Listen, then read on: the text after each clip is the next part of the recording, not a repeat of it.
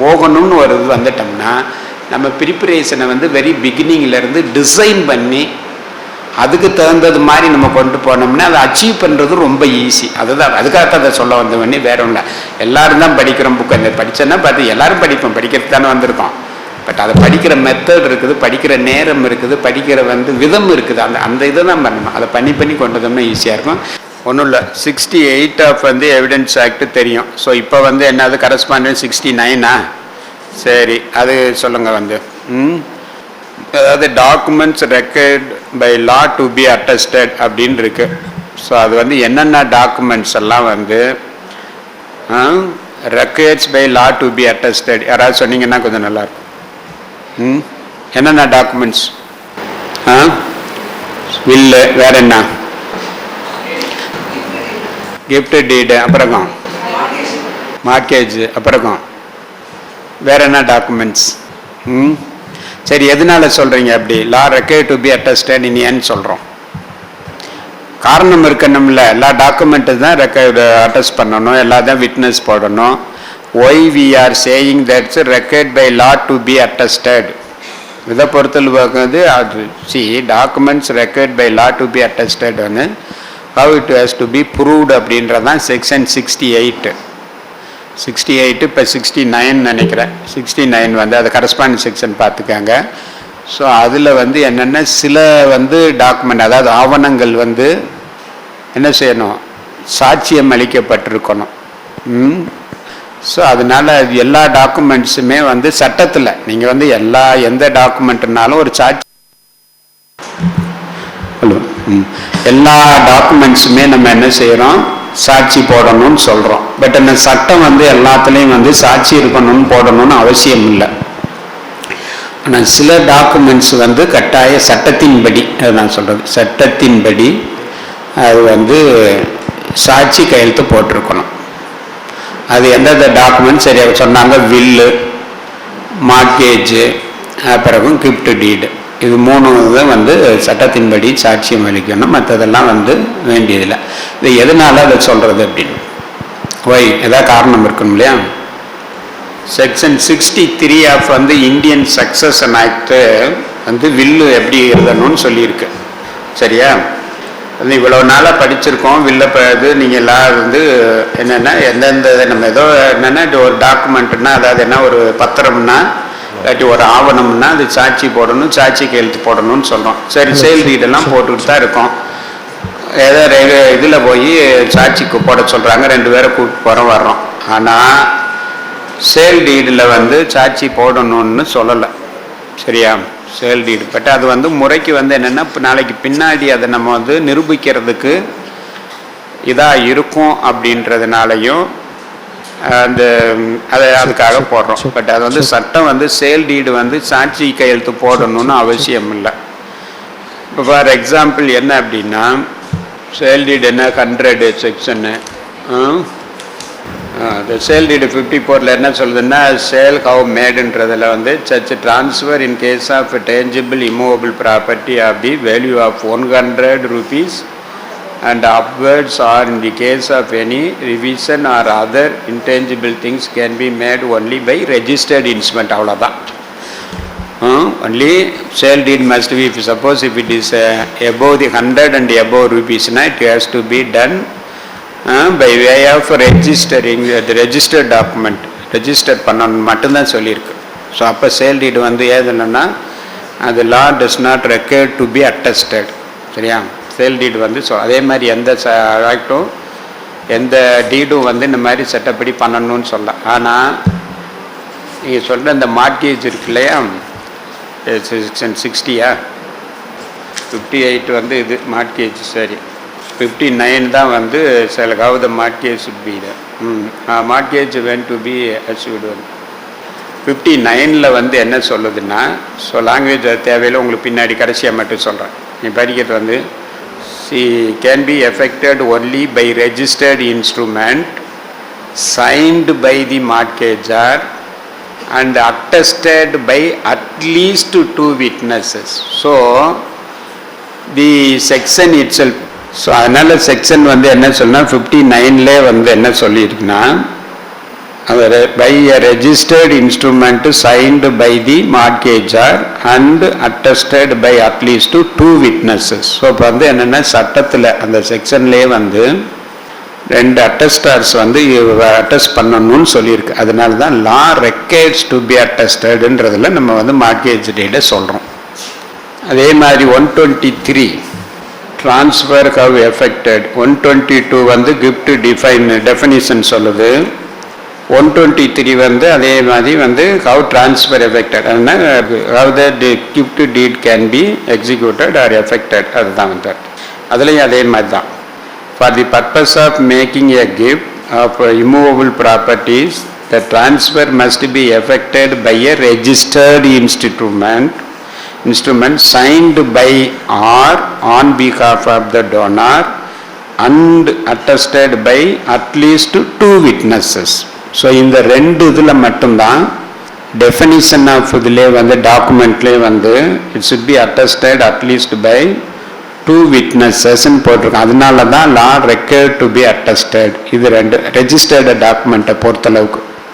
Registered டாக்குமெண்ட்டை பொறுத்தளவுக்கு gift டீடும் மார்க்கேஜ் மட்டும்தான் law requires to be attested because the section itself says that how the transfer should be effected. So இதனால தான் நம்ம வந்து அட்டஸ்டட், அதான் செக்ஷன்ஸ் அது இதுதான். இந்த மாதிரி law required to be attested டாக்குமெண்ட்ஸை வந்து how it has to be proved அப்படின்றதா 68 சொல்லுது. இப்போ மற்ற டாக்குமெண்ட்டுக்கெல்லாம் 68 வருமானா வராது. அப்போ இன்னும் இது இல்லாமல் அந்த அட்டஸ்டட் டாக்குமெண்ட் இல்லாமல் ஒன்மொரு டாக்குமெண்ட் இருக்குது, அதுதான் வில்லு. அது வந்து உங்களுக்கு தெரியும், will one need not be registered. இந்த இது 2 வந்து it should be by the registered instrument அப்படின்னு சொல்கிறதுனால அதை ரெஜிஸ்டர் பண்ணணும். Attested by at least 2 witness. Register பண்ணால் மட்டும் போதாது, மற்றதும் வந்து 2 அட்டஸ்டர்கள் இருக்கணுன்றது அந்த செக்ஷன். இதே வந்து நீங்கள் மற்றதுலேயே வந்துன்னா any transfer of any interest or immovable property if more than 100 rupeesனா it should be through registered document தான். அப்போ என்ன வேணாலும் இருக்கலாம், லீஸாக இருக்கலாம், சேலாக இருக்கலாம், வேறு எனி டாக்குமெண்ட்னாலும் இம்மூவபிள் ப்ராப்பர்ட்டியாக இருக்கணும். அதை இன்ட்ரெஸ்ட்டை ட்ரான்ஸ்ஃபர் பண்ணால் if worth about more than 100 rupeesனா it should be effected only through registered document. அவ்வளோதான். அது அட்டஸ்ட் பண்ணுறதை பற்றி வேறு எந்த டாக்குமெண்ட்டும் எந்த செக்ஷனும் எந்த இதுவும் சொல்லாது. ஸோ இந்த 2 செக்ஷனில் தான் not only it should be வந்து registered document but also at least அப்படி இல்லைன்னா அந்த சேல் டீடே இஸ் நாட் வேலிட். இந்த 2 டீடுமே நாட் வேலிட். ஏன்னா it is a statutory condition. Attest register பண்ணுறது மட்டும் ஸ்டேட்டுட்டரி கண்டிஷனில் குறைஞ்சது 2 பேராவது சாட்சி போட்டிருக்கணும். அப்போ தான் அந்த வந்து it's a valid document, legally it is a valid document. So அப்போ மற்ற இதுக்கு வந்து ரெஜிஸ்டர் பண்ணணும். இப்போ 100 rupeesக்கு மேலே நீங்கள் ஏதாவது இம்மூவபிள் ப்ராப்பர்ட்டியை வந்து விற்றாலோ இல்லாட்டி கிரியேட் எனி இன்ட்ரெஸ்ட் கிரியேட் பண்ணாலோ ரெஜிஸ்டர் பண்ணணும். ஆனால் சாட்சி வந்து இட்ஸ் நாட் அ ஸ்டேட்டுட்டி, அது வந்து சட்டத்தால் வந்து நிர்ணயிக்கப்பட்ட நிபந்தனை அல்ல. ஸோ அதனால தான் இந்த லா ரெக்கையர்ஸ் டு பி அட்டஸ்டட்னு இந்த 2 டாக்குமெண்ட்டை மட்டும் சொல்கிறோம். அது ரெஜிஸ்டர்டை பொறுத்தளவு. இன் அடிஷன் டு தட் வந்து அன்ரெஜிஸ்டர்ட் டாக்குமெண்ட்டில் வில்லு வருது. வில்லு எப்படி வருது அப்படின்னு சொன்னால், வில்லில் வந்து உங்களுக்கு வந்து 63 ஆஃப் வந்து இந்தியன் சக்சஷன் ஆக்டில் வில்லை எப்படி எக்ஸிக்யூட் பண்ணணும் அப்படின்றது சொல்கிறாங்க. ஸோ அது சொல்லையில் 63 என்ன சொல்லுன்னா, execution of unprivileged wills. Every testator not being a soldier employee in the subclass C வந்து the will shall be attested by 2 or more witnesses each of whom has seen the testator sign or affixed his mark to the will. So அதனால் இதுலேயும் வந்து the will shall be attested by 2 or more witnesses. So இதுவும் வந்து அதனால law required to be attestedல வந்துடுது. So இதனால தான் இந்த 3 டாக்குமெண்ட்ஸை மட்டும் தி law requires to be attested. என்ன, because the law itself requires. சட்டமே அந்த டெஃபினிஷன்லேயே வந்து என்னென்னா 2 சாட்சிகள்ன்றது வந்து ப்ரீ கண்டிஷன். ஸோ அந்த இதனால தான் இந்த 3 டாக்குமெண்ட்ஸை மட்டும் லா ரெக்கார்ட்ஸ் டு பி அட்டஸ்டட்னு சொல்லி வந்தது, அது சொல்கிறோம். ஸோ இதில் வந்து இந்த இப்போ 68க்கு வர்றோம். 68 வந்து ப்ரூஃப் ஆஃப் தோஸ் 3 டாக்குமெண்ட்ஸ். இப்போ இந்த 68ல் என்னன்னு பண்ணுறாங்கன்னா, you have to examine at least 1 attesting witness அப்படின்ட்டு சொல்லுது. இப்போ 2 விட்னஸஸ் குறைஞ்சதும் இருக்கணும். அந்த 2 விட்னஸஸில் வந்து நீங்கள் ஒரு விட்னஸஸையாவது விசாரித்து அதன் மூலம் வந்து அதை நிரூபிக்கணும். அந்த கிஃப்ட் டீடாக இருக்கட்டும், மார்க்கேஜ் டீடாக இருக்கட்டும், வில்லாக இருக்கட்டும், நீங்கள் ப்ரூஃப் பண்ணணும் அப்படின்னா கட்டாயம் வந்து ஒரு விட்னஸையாவது, அதுக்காக ஒரு விட்னஸை தான் விசாரிக்கணும் இல்லை, நீங்கள் 2 விட்னஸும் விசாரிக்கலாம். பட் ஒரு விட்னஸையாவது விசாரித்து அந்த அதன் மூலமாவது வந்து ப்ரூவ் பண்ணணும் அப்படின்றது தான் வந்து அந்த 68. இன்னும் அதில் இன்னொரு இது வர்றோம். அந்த 68லேயே வந்து என்ன சொன்னால், இப்போ சப்போஸ் வந்து the parties admitted the document, அப்போ தட் மீன்ஸ் நாட் டினைடு அப்படின்னா whether it is necessary to examine the witness. சரி, suppose the will is admitted, அப்போ இன்னொரு விட்னஸ் விசாரிக்க வேண்டியது இல்லையா? அல்ல, ரெஜிஸ்டர்ன்னு மட்டும் அது ஒரு ஒன் ஆஃப் த ரீசன். அதுக்கு வேற என்ன ரீசன்? ஸோ மற்ற செக்ஷனில் எல்லாம் என்னென்ன, மற்ற 2 டாக்குமெண்ட்லேயும் மற்ற ரெஜிஸ்டர்ட் டாக்குமெண்ட்ஸில் என்ன சொன்னால், எக்ஸிக்யூட்டட் பை வந்து 1 by registered instrument attested by அட்லீஸ்ட்னு போட்டிருக்கு. சிலதில் அட்டஸ்ட் பண்ண வேண்டிய இல்லைன்னு போட்டிருக்கு. அது ஒன்று. அது registered document one of that வந்து இட்ஸ் அ பப்ளிக் டாக்குமெண்ட்டு. அது ஒரு ரீசன். அதே மாதிரி என்ன அப்படின்னா, வில்லு வந்து நாட் ரெஜிஸ்டர்ட் டாக்குமெண்ட், நீ maybe registered, that is different. அதுக்காக ரெஜிஸ்டர்டு வில்லை வந்து விசாரிக்க வேண்டியது அவசியம் இல்லையா? அங்கே தான் இருக்குது. Why will need not be compulsorily registered, but at the same time no bar for registering the will வேணால் ரெஜிஸ்டர் பண்ணிக்கலாம். ஆனால் ரெஜிஸ்டர் பண்ணால் தான் செல்லுன்ற அவசியம் கிடையாது. இப்போ other documents if it exceeds more than 100 rupeesனா it should be registered, otherwise it is not valid document. But whereas வந்து என்னென்னா, வில்லு வந்து நீங்கள் ரெஜிஸ்டர் பண்ணணும், பண்ணாமல் இருக்கலாம். It's a optional one, it's not compulsory.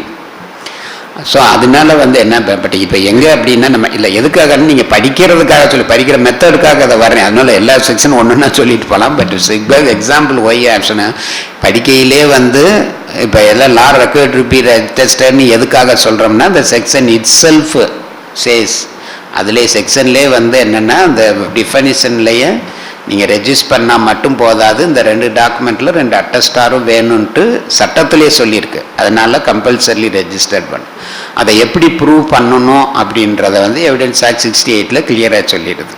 So இப்போ இதில் எவிடன்ஸ் ஆக்ட் சொன்னாலும் கூட ஒரு இடத்துல என்ன ப்ரொவிசோ கிளாஸ் 68 வந்து ஓல்டு, இப்போ 69 கரஸ்பாண்ட் பார்த்துக்காங்க. அதில் ப்ரொவிசோ கிளாஸில் என்னென்னா, இப்போ சப்போஸ் நாட் டினைடுன்னா அப்போ அந்த ஒரு அட்டனன்ஸ் விட்னஸ் இது வந்து 68 clearly says that it should be proved by examining at least 1 witness. அப்படி தான் அது சொல்லுது, லாங்குவேஜ் சொல்லுது. இப்போ அட்லீஸ்ட் 1 வேணும்னா நீங்கள் கட்டாயம் ஒரு விட்னஸை விசாரிக்கணும். இதுன்னு general. Suppose the execution of that gifted deed is not denied or is admitted, execution of mortgage deed not denied or otherwise we can say admitted. So அப்போ வந்து விசாரிக்கணும்னா வேண்டியதில்லை. ஏன் அப்படின்னா, basic principle admitted fact need not be proved. அதான் there we have to come to that. See, once there any facts which is admitted by the opposite party which need not be proved, because the admission is the best piece of evidence.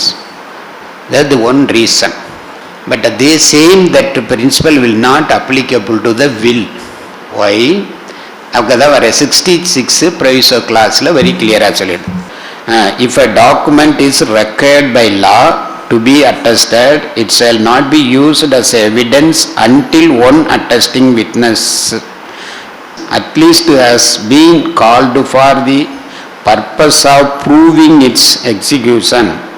If there be an attesting witness alive and subject to the process of the court and capable of giving evidence. So இருந்ததுன்னா ஒருத்தரையாவது விசாரித்து அதன் மூலமாக அதை நிரூபிக்க வேண்டும் அப்படின்றது ஒன்று.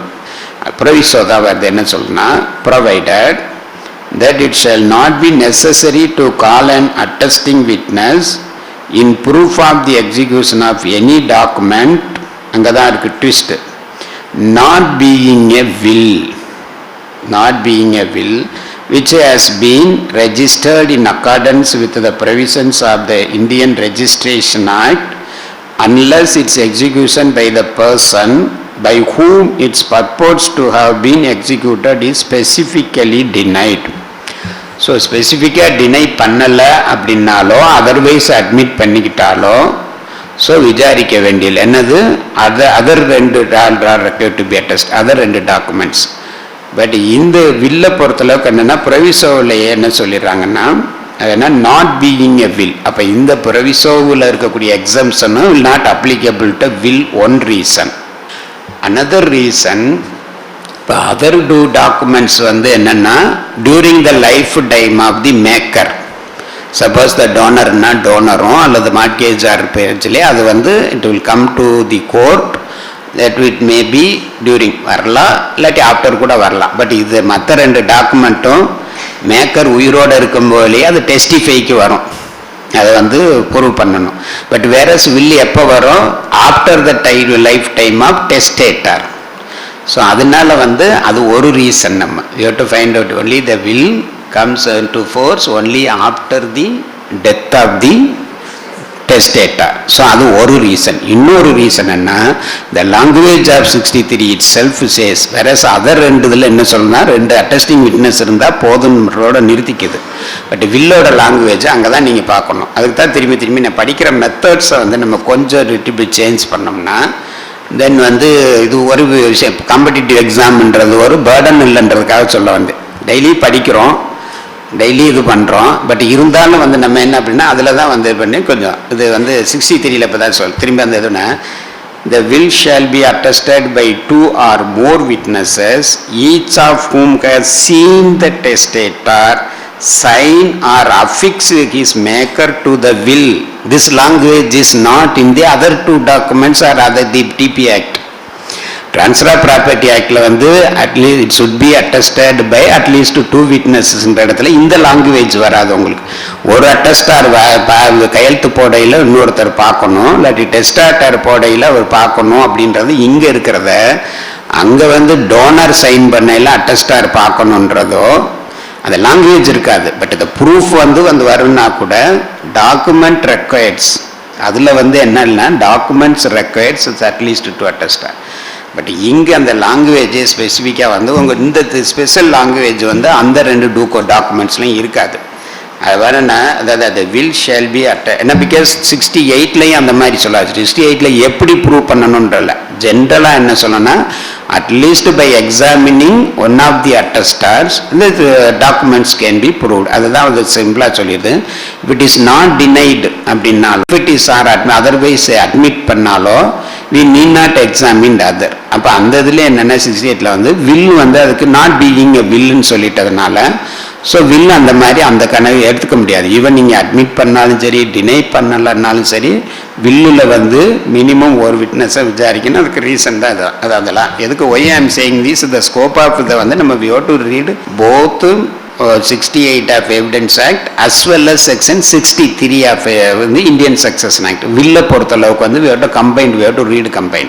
அது ரெண்டையும் பாருங்க. அப்போதான் வந்து the will shall be attested by 2 or more witnesses, each of whom has seen the attestator sign or affix his mark to the will or has been some other persons sign the will in the presence and by the directions of the testator, or has received from the testator a person acknowledgement of his signature or mark or for the signature of such other persons, and each of the witnesses shall sign in the will in the presence of the testator. But it shall not be necessary that more than one witness be present at the same time, and no particular form of attestation shall be necessary. இது என்ன பண்ணணும், ரெண்டு பேரும் இருக்கணுன்ற அவசியம் இல்லை, at least ஒருத்தராவது டெஸ்டேட்டார் இதை பார்த்துருக்கணும் அப்படின்றது அது. ஸோ இல்லைன்னா அவர் பார்க்கலன்னா கூட அவர் யாராவது இது பண்ணார் ஆத்தரைஸ் பண்ணியிருந்தாங்கன்னா அவர் பார்க்கல. ஸோ இது எதுக்குன்னா இந்த வில் ப்ரூவ் பண்ணுறது எப்போ வரும் அப்படின்னா என்ஃபோர்ஸ்மெண்ட் பண்ணுறது ஆஃப்டர் தி வந்து டெத் ஆஃப் தி டெஸ்டேட்டார் தான் வருது. அது ஒரு ரீசன். அதுக்கப்புறம் வந்து என்னென்னா 68லேயே வந்து language accept being the will அப்படின்றதும் வந்துடுது. இதை ரெண்டுதுனால அது வந்து ரெஜிஸ்டர் பண்ண வேண்டிய அவசியமும் இல்லை, ஆப்ஷன். ஸோ இந்த 3 ரீசன்ஸ்னால 68ல் கொடுக்கறது வந்து அந்த எக்ஸம்ஷன் கிளாஸ் வந்து வில்லுக்கு அப்ளை ஆகாது. இந்த 3 டாக்குமெண்ட்டுமே 68 பிரகாரம் தான் ப்ரூவ் பண்ணணும். அதில் மற்ற 2 டாக்குமெண்ட்டும் கொடுத்த ப்ரிவிலேஜஸ் வந்து வில்லுக்கு கொடுக்காததுக்கு ஒரு ரீசன் வந்து தீஸ் ஆர் த 3 ரீசன்ஸ். இல்லை, அதனால தான் எப்பயுமே வில்லு ப்ரூவ் பண்ணல கேட்பாங்கன்னா நீங்கள் பார்த்தீங்களா, யார் இருந்தது போகணும். பட் வேற மற்ற டாக்குமெண்ட் கேட்டேன்னா சாட்சி போட்டிங்களான்னு தான் பார்ப்பாங்க. அதாவது கையெழுத்து போடையில் பார்த்தீங்களா, அவர் படிச்சு காட்டினையில் பார்த்தீங்களா, அவங்க புரிஞ்சுக்கிட்டாங்களா, நீங்கள் எப்போ இருந்தீங்களா, இதெல்லாம் வில்லுக்கு வர ரீசன் என்னன்னா 63யோட லாங்குவேஜ் தான், வேற ஒன்றும் கிடையாது. ஸோ அதனால் வந்து எப்பயுமே வந்து டாக்குமெண்ட்ஸை வந்து ஒரு ப்ரூவ் பண்ணுறது வந்து பேஸ்டு ஆன் தி வந்து ஸ்டேட்டுட்டரி ப்ரொவிஷன்ஸ் தான். இப்போ கம்பைன்டாக அதில் வந்து என்னென்னா ரெஜிஸ்ட்ரேஷன் ஆக்ட் வரும். அப்புறம் நமக்கு வந்து என்னென்னலாம் வந்து கம்பல்சரி ரெஜிஸ்டர், அது தனி 17 எப்போ வரும், 49 எங்கே வருது, அது வேறு விஷயம், அது பண்ணுறோம். ஸோ அதனால் நம்ம அது பண்ணல என்ன அப்படின்னா, ஒரு டாக்குமெண்ட்ஸ்னால் எப்படி எக்ஸிக்யூட் பண்ணணுன்றதுக்கு வந்து அந்தந்த அதாவது ஸ்டேட்யூட் சொல்லுது. அந்த ஸ்டேட்யூட்டோட ரெக்குயர்மெண்ட் என்னன்றதை நம்ம படிக்கையிலேயே அதை புரிஞ்சுக்கணும். எந்தெந்த டாக்குமெண்ட்ஸ் எல்லாம் ரெஜிஸ்டர் பண்ணணும், எதெல்லாம் ரெஜிஸ்டர் பண்ண தேவையில்லை, அப்படி ரெஜிஸ்டர் பண்ணணும் அப்படின்னா எந்தெந்த டாக்குமெண்ட்டுக்கெல்லாம் அட்டஸ்டேஷன் தேவை, அப்புறம் அட்டஸ்டேஷன் இருந்ததுன்னா எந்தெந்த டாக்குமெண்ட்லாம் வந்து அட்மிட் பண்ணிக்கிட்டா ப்ரூவ் பண்ண வேண்டியதில்லை, எந்தெந்த டாக்குமெண்ட்லாம் அட்மிட் பண்ணிக்கிட்டாலும் நம்ம ப்ரூவ் பண்ணணும். ஸோ தீஸ் ஆர் த வந்து என்னென்னா வந்து பேஸ்ட் ஆன் த ஸ்டேஜ். இப்போ இது என்ன அப்படின்னா, நம்ம நார்மலாக ப்ராக்டிஸ் பண்ணுறது நம்ம பார்ப்போம், சீனியர் என்ன செய்கிறாங்களோ, கோர்ட்டில் என்ன செய்கிறாங்களோ அதை பார்த்துட்டு போய்கிட்டே இருப்போம். பட் எப்போ எங்கே வரும்னா, நம்ம காம்படிட்டிவ் எக்ஸாமுன்னு வரையில் நம்ம வந்து அன்லஸ் வந்து பேர் ஆக்டை வந்து லெட்டர் அண்ட் ஸ்பிரிட்டாக அதனோட இதை வந்து நோக்கத்தில் வந்து என்ன நோக்கத்துக்காக லெஜிஸ்லேட்டர் கொண்டு வந்தாங்க, என்ன பர்பஸ்க்காக அந்த ஆக்ட் வந்தது, என்ன பர்பஸ்க்காக அந்த கிளாஸ் வந்திருக்கு, எதுக்காக இருக்குன்றதை ஒன்றொன்றையும் பார்த்துட்டு அதுக்கு தகுந்தது மாதிரி நம்ம பண்ணோம்னா, ஸோ இப்போ இதெல்லாம் வந்து நம்ம பார்த்தோம்னா நமக்கு வந்து மறக்காது, எப்பயுமே மறக்காது. இப்போ ஒன்று சில விஷயங்கள்லாம் நம்ம படிக்கையில் வந்து காலேஜில் படிக்கிறது போய் மறக்காது. ஒன்றும் இல்லை, எல்லா கேஸ்லாஸுமே நமக்கு ஞாபகம் இருக்காது. நீங்கள் ஃபார் எக்ஸாம்பிளுக்கு எடுங்க, நந்தகுமார் கேஸு யாரும் மறக்க மாட்டோம்.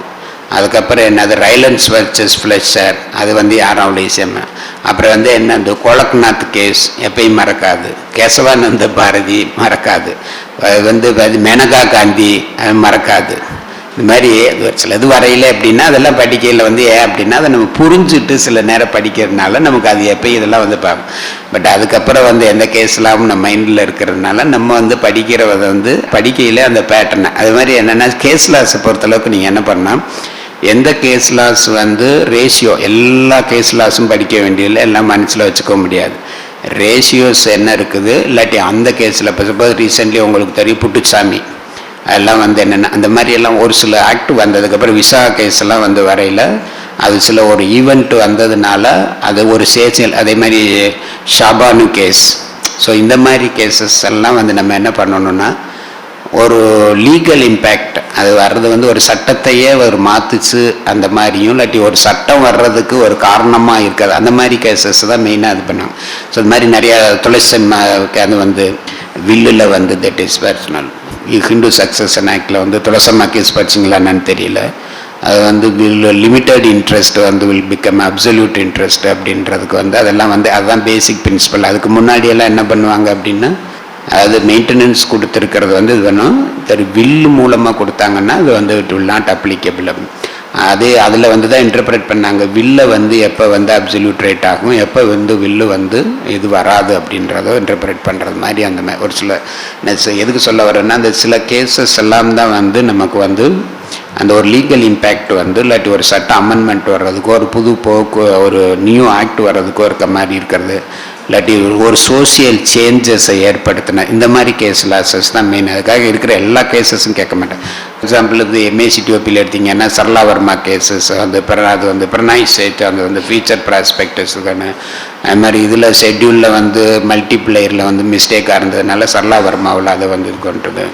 ஸோ இது மாதிரி ஒரு சில கேசஸ் வந்து முக்கியமாக இருக்கிறத வந்து நீங்கள் படிக்கையிலே படிச்சிட்டிங்கன்னா அதில் படிக்கையில் ரொம்ப கேர்ஃபுல்லாக கொஞ்சம் அந்த இதெல்லாம் வேர்டில் என்ன உங்களுக்கு தெரியும் சில கொஸ்டின்ஸ் எல்லாம் அந்த பேராவை ஜட்ஜ்மெண்ட்டில் இருக்கிற பேராவை கொடுத்து கேஸ் லாஸ் கொடுத்து இந்த எந்த கேஸுன்றது சொல்லுவாங்க. ஸோ அதெல்லாம் வந்து படிக்கிறதுக்கு உங்களுக்கு அது இன்னும் பின்னாடி போக போக உங்களுக்கு தாய்க்கிறோம்.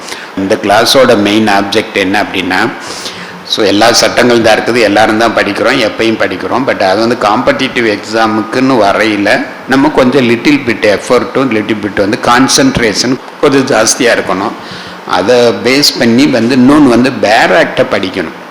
பேர் ஆக்டை வந்து டைரெக்டாக படிக்கலைன்னா இந்த ஆப்ஜெக்டிவ் டைப் கொஸ்டின்ஸ் வந்து அட்டன் பண்ணுறது ரொம்ப கஷ்டம். அது மட்டும் சொல்லணும். நான் அது நீங்கள் படிக்கையிலே பேராக்ட் படிக்க தான் இப்போ அது சொன்னோம்ல படித்தது மாதிரி தான் ஒரு இது பார்த்துட்டே வந்தோம்னா, ஸோ அதில் வந்து நமக்கு வந்து அந்த கொஸ்டின் கேட்ட உடனே நமக்கு இமீடியட்டாக ஸ்ட்ரைக் ஆகும். இல்லைன்னா கன்ஃபியூஸ் தான் இருக்கும். அவங்க கேட்குறதே 4 ஆன்சர் கொடுக்குறாங்க. 4 ஆன்சரில் நமக்கு ஒரு சிலது பார்த்தது எதை பார்த்தாலும் சரியாக இருக்கிற மாதிரி இருக்கும், ஒரு சில எதை பார்த்தாலும் மிஸ்டேக்காக இருக்கிறது மாதிரி இருக்கும். அப்போ காரணம் என்னென்னா லேக் ஆஃப் ரீடிங். அதுதான், வேறு ஒரு விதமே இல்லை, கிடையாது. இப்போ நம்ம படித்தது வந்து கொஸ்டின் ஆன்சர் இருக்கிறது இது கொஞ்சம் ஈஸியான பேட்டர்ன் தான் சொல்லணும். ஏன்னா அதில் வந்து என்னென்னா 10 பாயிண்ட்னா நம்ம ஒரு 4 பாயிண்ட்டாவது ஞாபகம் வரும். 4 எழுதுனோம்னா 10க்கு 4 மார்க் போட்டால் கூட, ஸோ 10 கொஸ்டின் 10 × 4 40 மார்க்கு ஸ்கொயர் ஆயிரும். ஒரு சைடில் அது அட்வான்டேஜ். இன்னொரு இதில் நம்ம படிக்கலைன்னா ஒரு பாயிண்ட்டு கூட எழுத முடியாது, இன்னொரு டிஸ்அட்வான்டேஜ். இன்னொன்று படித்து நம்ம பிளாக் ஆயிடுச்சுன்னா கடம் அடிச்சுட்டு வந்திருந்தோம்னா நமக்கு ஒரு பாயிண்ட்டு கூட வரலன்னா ஒன்றையும் வாங்க முடியும். ஆனால் இதில் வந்து என்ன அட்வான்டேஜ் அப்படின்னா, நம்ம பேராக்டை ரொம்ப தரவாக படிச்சிருந்தோம் சும்மா ஜஸ்ட் லைக் ரீட் பண்ணுறது சொல்லலை, அதை புரிஞ்சு வந்து படிச்சிட்டோம். அதில் இருக்கக்கூடிய வந்து சில சின்ன அந்த இதை இப்போ நான் படித்த 63 படித்தேன்ல, படிக்கையில் நீங்கள் ஜஸ்ட் பார்த்தீங்கன்னா சரி அட்மிட் பண்ண எந்த டாக்குமெண்ட்டும் ப்ரூவ் பண்ண வேண்டிய அவசியம் இல்லைன்ற மாதிரி தான் வரும். படிக்கையிலே அந்த being accept being the will அப்படின்னு வரும். ஸோ அந்த வரையில் எதுக்காக அந்த இது வேர்டு அப்படி வருதுன்னு நீங்கள் பார்த்தோம்னா, ஸோ இது வந்து 3 டாக்குமெண்ட் இருக்குது. Law required to be attested. Whereas அந்த டாக்குமெண்ட் அட்மிட் பண்ணிக்கிட்டால் நம்ம அட்டஸ்டாரை வந்து எக்ஸாமின் பண்ணி ப்ரூவ் பண்ணுன்ற அவசியம் இல்லை. ஆனால் அதே இதில் வந்து என்னென்னா ப்ரொவிசோ கிளாஸில் வந்து வில்லுக்கு வந்து அந்த இது அப்ளை ஆகாதுன்றதை நம்ம இமீடியட்டாக அந்த ஸ்ட்ரைக் ஆகும். ஸோ இப்போ இது என்ன, அப்போ நம்ம படிக்கையில் வந்து அந்த லாங்குவேஜ் யூஸ் பண்ணுறதை ரொம்ப கேர்ஃபுல்லாக யூஸ் பண்ணணும். அதுதான் வந்து அது வந்து என்ன, இதுக்கு வந்து நம்ம படிக்கிறதுக்கு வந்து என்ன அப்படின்னா, இதுக்கு வந்து கம்யூனிகேஷனோ லாங்குவேஜோ எதுவுமே தேவையில்லை. இப்போ நம்ம வந்து படிக்கணும், புரிஞ்சுக்கணும், அதை வந்து நம்ம செல்ஃபாக ரீட் பண்ணணும். அதுதான் நான் சொன்னேன், சில நேரத்தில் கண்டினியூஸாக ரீட் பண்ண முடியாது, வேலை இருக்கும், போர் அடிக்கும். அப்போ அது என்னென்னா அந்தந்த ஊரில் இருக்க குரூப்பாக வந்து ஒரு 4 பேர் 5 பேர் சேர்ந்துட்டு ஒருத்தர் ஒரு 5-6 ப்ரொவிஷன் ஒரு ½ அன் ஹவர் ஒருத்தர் படித்தாங்கன்னா மீதி 4 பேர் அப்படி புக்கை வச்சுட்டு ஃபாலோ பண்ண வாசிக்கிற காதில் கேட்கக்கூடாது. ஒருத்தர் ரீட் பண்ண மீதி ஒரு 4 பேர் வந்து அதை அப்படியே ஃபாலோ பண்ணிட்டு புக்கை கையில் வச்சுக்கணும். பேராக்ட் கையில் இருக்கணும், கையில் அதே படிச்சுட்டே வரணும். திரும்பி நம்ம ஒருத்தருக்கு ஒருத்தர் எக்ஸ்சேஞ்ச் சொன்னால இப்போ இதில் என்ன இம்பார்ட்டன்ஸு, என்ன லாங்குவேஜ், இப்போ எதுன்னு முக்கியம். இப்போ வந்து ரெஜிஸ்டர்ட்னா கம்பல்சரி ரெஜிஸ்டர்ட். அப்போ சேல்ரிட் எடுத்தோம்னா சேல்ரிட்னா ரெஜிஸ்டர் பண்ணணும். அப்போ எவ்வளவு 100 ரூபீஸ் மினிமம் இருக்கணும். ஸோ 100 ரூபீஸ்க்கு மேலே இருக்கிறது எல்லாமே வந்து சேல்ரிடு பண்ணணும்னா அது ரெஜிஸ்டர் பண்ணி தான் ஆகணும். ஸோ அவ்வளோதான், அதுக்கு ஒன்றும் தேவை. ஸோ இன்னும் அது வந்து என்ன அப்படின்னா, வில்லு யாராவது பண்ணலாம், எப்போ எழுதலாம், எதுக்கு எழுதலாம், என்ன பண்ணணும், ஸோ எந்த மாதிரி விட்னஸஸ் இருக்குன்னா எப்படி இருக்கணும், அது மாதிரி அந்த விட்னஸஸ் எப்படி இருக்கணுன்றதை அதில் இருக்கக்கூடிய நீங்கள் ஹைலைட் பண்ணி ஒரு 2-3 இதில் வந்து அண்டர்லைன் பண்ணிவிட்டு அதை ஃபோக்கஸ் பண்ணிட்டோம் அப்படின்னு சொன்னால் உங்களுக்கு ஈஸியாக இருக்கும். அப்புறம் அதே மாதிரி ½ அன் ஹவர் ஆன் பண்ணி இன்னொருத்தவங்க வந்து இன்னும் மற்ற ப்ரொவிஷன்ஸ். ஸோ இது மாதிரி படிக்கையில் வந்து எக்ஸாம் ஓரியன்ட் பண்ணும்போது ப்ராக்டிஸ் ஓரியன்ட் படிக்கிறது அது வேறு விஷயம். படிக்கிறோம், டவுட்டு வரையில் தேவைப்படையில் நம்ம புக்கையோ இல்லை சைட்டேஷன்ஸோ ரெஃபர் பண்ணிக்கிறோம், இல்லை தெரிஞ்ச சீனியர்ஸை இது பண்ணிக்கிறோம். ஒன்றுமே இல்லையா நம்மளால் வரலன்னா அந்த கேஸை வேற ஒருத்தருக்கு ரெஃபர் பண்ணிட்டு போயிடுறோம், நீங்கள் பார்த்துக்காங்க நமக்கு வராதுன்ட்டு. ஸோ அது பட் காம்படிட்டிவ் எக்ஸாமினேஷனில் வந்து நம்ம அதை அவாய்ட் பண்ண முடியாது. அதுக்காக என்னென்னா, ஸோ இப்போ இனிஷியலாக பிகினிங்கில் நீங்கள் என்ன பண்ணோம், அதுக்காக நம்ம இதில் வந்து கிட்டத்தட்ட ஒரு 100 ஆக்ட்ஸ் இருக்கும்னு வச்சுக்காங்க. மைனர் ஆக்ட்ஸு, மேஜர் ஆக்ட்ஸு, அது எல்லாத்தையும் அதில் எங்கேயும் அதில் கொஸ்டின் வந்தால் வரும், வராட்டி இல்லை, வந்தாலும் நம்ம படித்தது வருமா, அத்தனையும் இந்த கான்சன்ட்ரேட்டில் பண்ண முடியுமான்லாம் கிடையாது.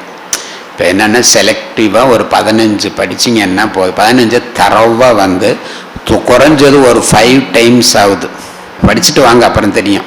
அதில் இதுலேயே 50 இங்கே இருக்குல்ல 50 பேர் கூட 50 பேர் கூட வரலாம். அதில் ஒன்றுமே பெரிய ரொம்ப ஈஸியானது, ரொம்ப பயப்படவும் இல்லை. வந்து ரூரலில் இருக்கிறோம், லாங்குவேஜ் ப்ராப்ளம், கம்யூனிகேஷன் ப்ராப்ளம், இதுக்கெல்லாம் எதை பற்றியும் கவலைப்பட வேண்டியதில்லை. இதை சும்மா ரீட் பண்ணுறதுக்கு எதுவுமே தேவையில்லை. ஒன்றும் என்ன லிட்டில் பிட் கான்சன்ட்ரேஷன் மட்டும்தான். கான்சன்ட்ரேஷன் படிக்கையில் நீங்கள் அதை திரும்பி திரும்பி திரும்பி திரும்பி நம்ம அதை படிச்சுட்டு வந்திருந்தோம்னா, திரும்ப அதிலிருந்து கொஸ்டின் வந்ததுன்னா, நம்ம லாங்குவேஜ் ஃபெமிலியராக இருந்திருந்ததுன்னா, நம்ம அந்த ஆப்ஜெக்டில் பார்த்துருந்தோம்னா அந்த கொஸ்டினை படிக்கையில் ரீட் பண்ணையிலே ஆன்சர் டக்குன்னு வந்துடும். இப்போ ஒன்றும் இல்லை, நமக்கு தேவை 40 மார்க் தான் இருக்குன்னே சொன்னது மாதிரி 100 ஏன் அட்டன் பண்ணணும்னு நினைக்கக்கூடாது. 100 தெரிஞ்சு அட்டன் பண்ணலாம், அது வேறு விஷயமேட்டு. 100மே கான்க்ரீட்டாக நமக்கு வந்து 100 ஆன்சரும் கரெக்டுன்னா அட்டன் பண்ணலாம். That's no problem. சப்போஸ் வேணான்னா நமக்கு ஃபஸ்ட்டு ஒரு 40 இது வந்து தான் நல்லா புரியாது பண்ணிக்கணும். 40 to 50 நம்ம ஃபுல்லாக ஃபெமிலியராக இருக்கிறது. அதே மாதிரி வந்து கான்க்ரீட்டாக நமக்கு வந்து இதுதான் கரெக்டான ஆன்சர்னு தெரிஞ்சதுன்னா அதை மட்டும் பண்ணிட்டு மித்ததை அவாய்ட் பண்ணிட்டு போயிடலாம். சப்போஸ் இல்லை நம்ம போயிட்டோம் அது 10 தான் 15 தான் தெரியும்னா நம்ம கண்ணை மூடி வச்சு வந்தால் வந்து வராட்டி போகுது, அதுக்கு லக்கு மேலே வந்து சாமி போட்டும். அது சமயத்தில் நம்ம நேரத்துக்கு வந்து 100 கூட இதாகலாம், சரியாகலாம். இல்லைன்னா 60 தாய் பாதி 10 மார்க் மைனஸில் போனால் கூட 50 கிடைக்கலாம், அது வேறு விஷயம். பட் பால் பண்ணணும் அப்படின்னு இதில் வந்ததுன்னா படிக்கிற மெத்தடை நான் சொல்கிறது என்னென்னா, பேராக்டை படிங்க.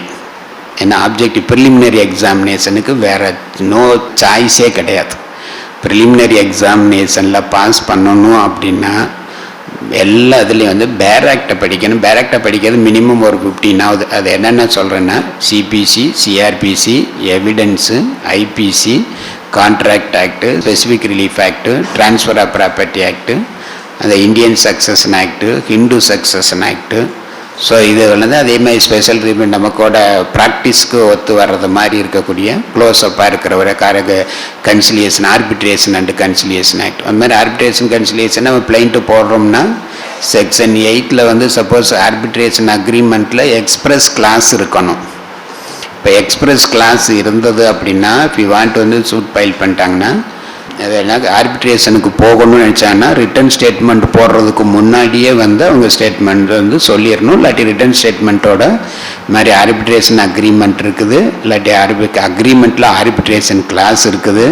அதனால் they want to invoke the arbitration, அதனால் வந்து சூட் இது பண்ணணும்ன்றனா so then the court will refer the matter to the arbitration. அப்போ அதுக்கு 2 விஷயம் என்னது, ஒரிஜினல் அக்ரிமெண்ட் இருக்கணும், அக்ரிமெண்ட்டில் ஆர்பிட்ரேஷன் கிளாஸ் இருக்கணும். ஒரு சூட்டு போட்டாங்கன்னா ரிட்டன் ஸ்டேட்மெண்ட் நோட்டீஸ் வந்த உடனே அவங்க ரிட்டன் ஸ்டேட்மெண்ட் ஃபைல் பண்ணுறதுக்கு முன்னாடியே they have to file the statement. That means first statement. அந்த language used in that section 8 வந்து before filing the first statement.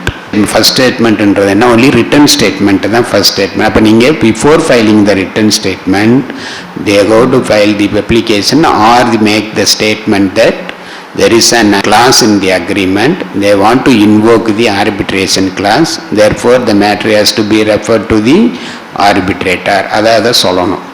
என்ன பண்ண படிக்கணும், படிக்கையில் வந்து அதுக்கு என்ன ஆப்ஜெக்ட்னு பார்க்கணும். ஸ்கோப் அண்ட் ஆப்ஜெக்ட் பார்த்த உடனே என்ன முக்கியமாக லாங்குவேஜஸ் வருதுன்றதை நம்ம அது டிஃப்ரெண்ட்டாக இருக்கும் நம்ம படிக்கையிலே வந்து ஒரு செக்ஷனில் ஒரு லாங்குவேஜ் வந்து ஒரு வரையில் அது ஒரு டிஃப்ரெண்ட்டாக இருக்கும், அது மட்டும் ஃபோக்கஸ் ஆகும். அதை வந்து நம்ம நோட் பண்ணிக்கிறோம். அப்போ நோட் பண்ணிவிட்டு இந்த செக்ஷனில் இந்த வேர்டுக்கு என்ன இம்பார்ட்டன்ஸ், இது ஏன் இங்கே வருது. ஸோ இதை கொஸ்டின் செட் பண்ணுறது இதை பேஸ் பண்ணி தான் செட் பண்ணுவாங்க. கொஸ்டின் பண்ணுறது வந்து இருக்கிறதில்ல தான் அது பண்ண முடியும். பட் உங்களுக்கு கொஸ்டின் பேட்டர்ன் வர்றதுன்னா கன்ஃபியூஸ் ஆகிறது மாதிரி, அன்லஸ் நம்ம வந்து பேராக்டை படித்து அந்த பேராக்டில் இருக்க அந்த லாங்குவேஜ் ஃபெமிலியராக இருந்தால் ஒழிய நமக்கு அது வந்து அந்த ஆப்ஷன் கொடுக்கையில் ரைட்டாக ராங்கான்றதை நம்ம வந்து டிசைட் பண்ணுறது கொஞ்சம் இதாக இருக்கும். அங்கே தான் நம்ம மிஸ்டேக் பண்ணோம். அப்போ வந்து நம்ம டயத்துக்குள்ளே நம்ம பண்ணணும், கரெக்டான ஆன்சர் இது பண்ணணும், கன்ஃபியூஷனை எலிமினேட் பண்ணணும், கரெக்டான ஆன்சரை சூஸ் பண்ணணும். இது எல்லாம் வித்தின் த டயத்துக்குள்ளே முடிக்கணும். அது மினிமம் வந்து நம்ம கரெக்ட் ஆன்சர் ஒரு 40 ஆன்சராவது பண்ணணும். ஸோ இது எல்லாம் சாத்தியம்னா நமக்கு போஸ்டிங் சாத்தியம்.